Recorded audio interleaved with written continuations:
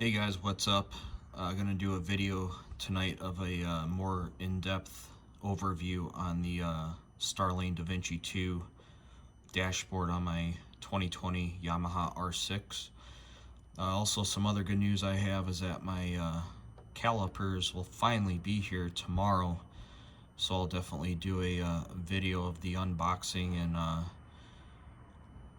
show you the what brand I got and do an overview on those. So basically for the 2017 Plus Yamaha R6, there is really not a whole lot to this thing to set it up. There's just the wiring harness adapter that it comes with that will plug into the back of the Davinci and then plug into the OEM wiring harness. And I know people have asked me about for the bike trying to learn the gears and all that. On this one, you do not have to do anything with this for it to learn the gears on it, because with the OEM cluster on these, you know how it already has like the gear indicator on it. It comes from the ECU, so it already, whatever the wiring is on it, goes to the ECU, so it already has that gear indicator information. So you do not have to do anything for it to learn the gears on it. Basically, the only thing you need to set up on it, there's like 3 different screens you can do on it. There's all the different colored backgrounds you can do on it. I like blue, of course. So this thing, you can run the speedometer off of the rear and front wheel speed sensors, or you can do it by GPS. I prefer GPS because then that's pretty much right on the money, where the wheel speed sensors are going to be off usually about 2 miles an hour. You can also reprogram the odometer on this to match what you have on your OEM cluster, so that's really easy to do.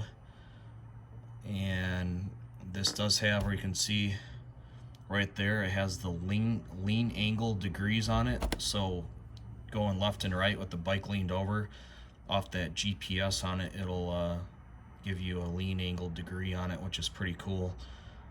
The 64 on it is the radiator, the coolant temperature, and that's pretty much what the temperature is in Arizona right now. It's kind of cold here, not used to this weather.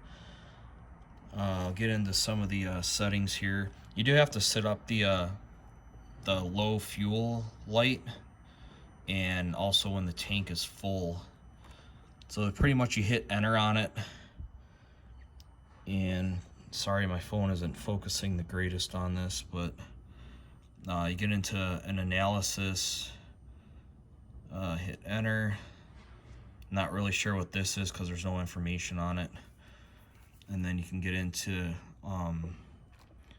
all the tracks that are programmed in here all around the world, which is pretty cool. So when you go to a track, you can pick which one you're riding and follow that with everything it has on it. Track times and whatever else. I didn't really get into that a whole lot yet. If you go to the options, it's where you have your intermediates. I'm not really sure what that is. I just left it at absolute. So yeah, I'm not really sure what that is. Then you have the dimmer for it, which is, I think, the background lighting. I have it turned on and it still seems pretty bright. I did, however, I got a screen cover for this, and the only company I was able to find it from was in Australia, I think it was. And it's a matte screen cover, so it does help with like the glare on that screen, and also riding at night, because it does get pretty bright. And the cover is all like anti-scratch and shatterproof and all that stuff, so definitely want to get a screen cover so keep this thing looking brand new. What else we have on the options? We have a lot of the stuff I'm not really sure what it is, but you want to go to your the vehicle model on this. So this is where you would choose whatever model you have under the vehicle model, so that way it can, whatever it has built into this thing, all the correct diagnostics and stuff that it needs for it. And there is updates every once in a while you have to do on it, where there's a separate plug on the wiring harness. You can kind of see the little white thing hanging down on the lower right hand side there.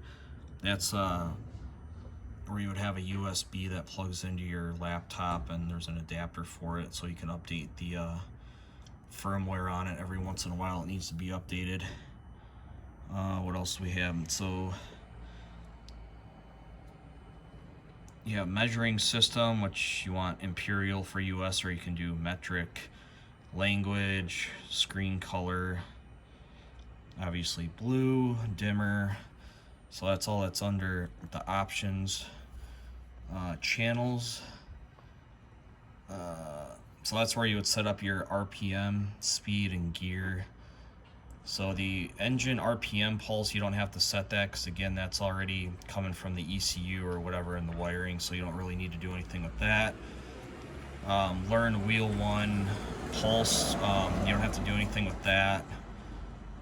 Wheel circumference, again, you don't need to set that up, because again, it's coming from the GPS, and that would only be maybe if you're using the wheel speed sensors. I'm not really sure. So your displayed speed would go either GPS or by the wheel speed sensors on it. Signal or speed signal type, I'm not really sure what that is. It came preset as B. I left it. Number of gears, you want it at 6. And then this would be where the learn the gears. Of course, you don't need to do that. And then set the odometer total is where you would go to set the mileage on the bike. And that's pretty much under that for the channels. And then you have all the alarms that you can do on it. Let's see. So that would be your fuel injection alarm. Sorry, it's kind of bad where the arrows are on it. Turning light for your high beams, low beams, fuel, oil, neutral, TCI, traction control, ABS. Of course, I have the ABS removed on this, so I have it turned off, I think. I'm not sure what I set it at, but yeah, so I have it turned off for ABS since I don't use it. What else we have? So you have your LED bar starting RPM, which is these LEDs up here. When it'll start lighting up when you're getting close to red line, you can set that whatever you want it. I set mine at 13,500 RPMs. Then you have your LED bar max RPM, which is 16,000, which is red line on it, so that's why I set it there. You can do your shift light settings. You can do when you want the shift light to come on. I got mine set at 14,000, and then you can do your flashlight color with, of course, all the different colors. Mine's set at blue. Let's see here. You can select H2O table, which is for the coolant temperature, I believe. I just put it under Yamaha. See, I'll go to the fuel and show you that one real quick. Alright, so for the fuel, you want that on, and then where it says light on if lower, so that you would have to set it when you think you get down to like your reserve.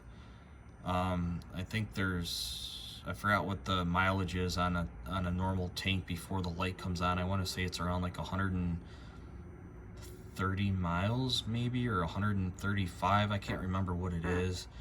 Then you got your reserve level is where you would press enter to set it when you think you're at the reserve level in the tank. And then you have the full tank, which obviously when you go fill up at the gas station, tank's full, you would press enter to set that when you have the full tank on it. So I think I still need to get mine set up. I haven't really messed with it a whole lot. So that's for the fuel. Then you got GPS, but there's not really, I'm not sure what's all under this one. So you've got your status, and you can set the local time on that, which goes by military time. Memory, which should be your hour meters. You can reset the hour meter 1 and 2 on it.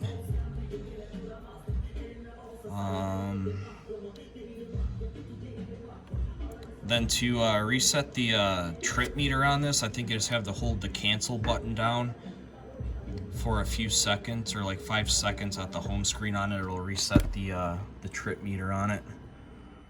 Then you can also update the firmware on it through Bluetooth. I haven't been able to figure that out yet. I just plug it into the cord and set it up that way. So then you have mode. Not really sure what that is. Oh, so then you have circuit type. There's closed circuit, open launch circuit. I'm not really sure what all that stuff is. A lot of this stuff on here, I'm not really sure what it is. I've not used it or really got in depth on it yet. So then you have your system info here, which is going to tell you the serial number on it, the firmware version, and then the bike. So this is obviously Yamaha R6 for the 2017 Plus. And then I think, so this, I think if you hit the down arrow to go to, yeah, this is a different screen type. You have this, which is more for the track. Then you have this other one also for the track. So there's 3 different screen displays. I like this one the best. And you can also set the max RPM, which I went off the OEM cluster at 18,000 RPM, but you can set that to whatever you want. Lap. Here's a trip meter, or gap. I'm not really sure why that's up there now, because it was on the trip meter. Then of course it'll show you which map you're on. So hit the button B, standard, back to A, and then your TC down at the bottom in the middle there, traction control. 1, 2, 3, 4, 5. So I usually set mine around 2. So that's pretty much just a quick overview and everything. Like I said, really easy to set up once you get in there, get familiar with all the settings, go through everything. If you have any questions on it, let me know.